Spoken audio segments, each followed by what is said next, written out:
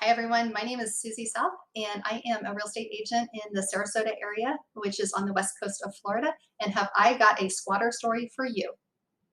So in 2014, my uncle passed away. He was my father's brother, a welder by trade, and he lived in the Homestead area, which is just a little south of Miami. He ended up leaving me the home that I could just make sure that my cousin was taken care of. My cousin had been diagnosed with cancer. My uncle just wanted to make sure when he asked me to take care of him that he had a place to live, basically. And of course, I said, yes, absolutely, I will help you with that. I'll take the money from the estate and make sure that he had a place to live. Well, within a couple of months of my uncle passing away, my cousin was taken advantage.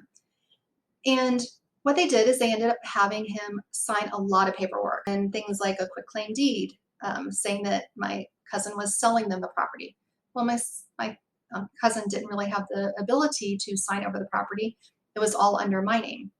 They had a total of 7 documents that were all entwined to ensure that they were connected to this property. They would just once in a while go and check on him, which thankfully they did. They did go and check on him. They befriended him as far as my cousin knew. I even knew about these people. Once in a while, I would get a phone call and they would be with my cousin and they'd be checking in. So now at this time, I lived in New Jersey. I did not live in Florida. I was moving back down to Florida. So I talked to my cousin on the regular basis. I made sure that the electric was paid, the water, and all these different things. I had friends go and take him food.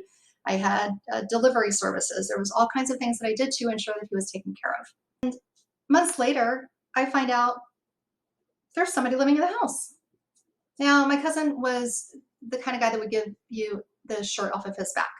So it didn't really surprise me that he had somebody there, but I didn't know the extent of it. So then I found out what was really going on. So they had taken my cousin and he was not living in the house. They had him in like weekly rental places when he would be out of the hospital. These people were horrible. They went into the house and just occupied it. They did, however, do some updates. They put tile in. They did some things to the kitchen, to the bathroom. They actually did some work to the house. They removed everything that was in the house. So when I find out all of this, I, of course, have to alert the attorney that was working on probate with me, let him know, okay, I need to sell this house for one thing, because who are these people? And my cousin was at the point that he wasn't going to be able to live in this house on his own. He really wasn't. He was going to need some more help. So what we did is we started the paperwork, got on the court dockets, and we find out that there's all of these documents that they had my cousin sign, partnership agreements, a quitclaim deed. By the way, he didn't have the ability to sign any of this legally. They just coerced him to do it. And who knows how they got him to do it. But again, he was sick. So they took advantage of him. So at this point, I'm working at about 1.5 years in when I get to the point that, okay, we get on to the court docket, that we have a judge that's going to take a look at things. So great. We get to the point that we have a judge. I go to the courthouse. My husband is with me, a friend of mine, and we tell our side of the story. They tell their side of the story. Thankfully, the judge rules on us. It rules for us. Great. Remember, there's all of these legal documents. This was just the first. So the first, yay, got rid of that one. Now I still have all of these others that I have to deal with. One of the things that they had started during this whole thing, that of course I was alerted to after the fact, was they started to sue me for all of the things that they had done to the house. They said that I owed them $50,000 for all of the work that they had put into the house. Now, I will give them credit, even though they are scum of the earth, that they did do some work to the house. They did things like tile, work on the bathrooms and kitchens, as I had said. So now I have a lawsuit on top of people living in a house that they shouldn't live in and having to dispute all of these documents that my cousin had signed. So during all of this process, my cousin did pass away. So it was about 1.5 years after my my uncle had passed. So my cousin is in a better place.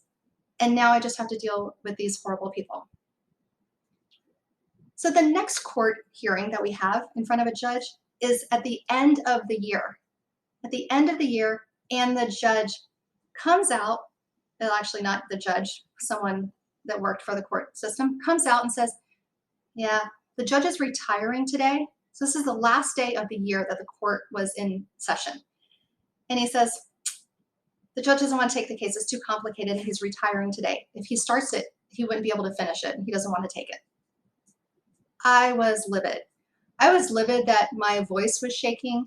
My husband thought that I was going to just like break down and hurt somebody because I was so angry. I was so red and just infuriated that we had come this far thinking that I was going to have everything done on this day, that that was the last thing that I had to have done because everything else would be null and void if this would have been ruled in my favor. And he didn't. So then we had to get back on the docket. And that took a while. The next one, we then have it postponed because of a hurricane. So I have a judge that retires. I have a hurricane that keeps us from being able to go into court. We're working on about 3 years into it by the time I get in front of another judge. So at this point, not even that I get in front of a judge, now I have a deposition, can't say that word, but a deposition that I have to do. Great, I do that. I do everything that I can. Then it's another, I don't know, 4 or 5 months before something else. And then I'm able to talk to another judge. This goes on and on and on. It took 8 years for me to be able to sell this property, which thankfully I sold it 2 weeks ago. Yay, yay. Oh. Anyway, what I really just wanted to share with everyone is that if you were to have a property that that is going to be vacant, make sure that you have your attorney aware of this.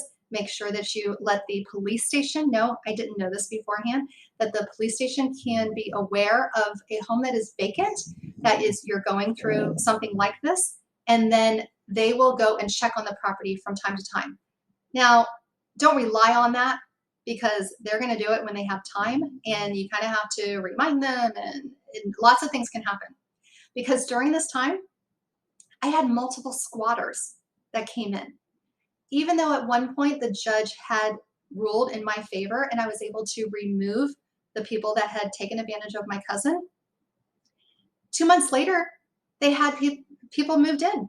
They had squatters coming in that were paying these people rent. The people who had taken advantage of my cousin had then gotten tenants to then pay them for a house that they didn't know, that they didn't own, and for a house that they had been told by the law that wasn't theirs.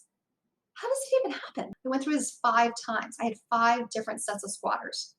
And during that time, each time, it cost me money to have them removed. And then, of course, there were damages to the property. Please, please, if you have a vacant home, rent it out, sell it. Make sure that you have people that are checking on the property. Make sure that the police know about it. Thank you so much for listening to my sad, sad squatter story.